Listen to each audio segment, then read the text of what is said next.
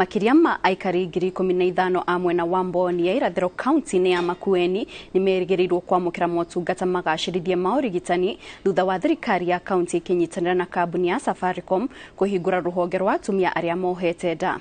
Akĩhingũra rũhonge rũrũ, gavana wa Makueni Mtula Kilonzo Jr. augĩte ũnyitanĩri wa kambuni kĩũmbe na honge cia thirikari ni imwe ya njĩra cia kũhũthia ũkinyanĩria wa tabarĩra cia ũthii wa na mbere.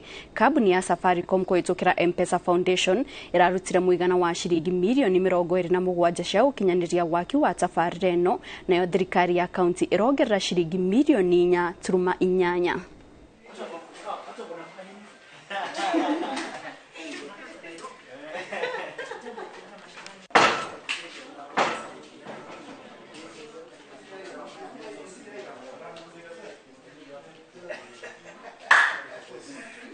Just hold on top. On top? Yes, on top of, yeah. So, on top, yes, then you just pull on the side. Yes.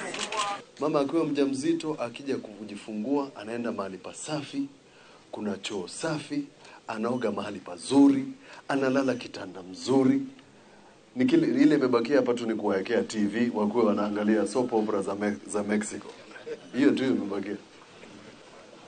But this is so important for us. The facility that is here, mimi hata mkisema wote kuna kama hii, I can tell you, this is the only one. It is the only one because kwa sababu ya vitu zote ambazo wametengeza. And what we've done is seen a real, I'll call it a miracle, transforming what was a small facility into a state-of-the-art facility with 20 beds for mothers who will have given birth and 6 facilities for neonatal babies. Now that's the one that really comes through. This is modern to the point where any mother coming here comes with dignity, and our belief in Safaricom is we transform lives. And what other life can you transform other than of a mother and a newborn? So for us that is really bringing our purpose to life.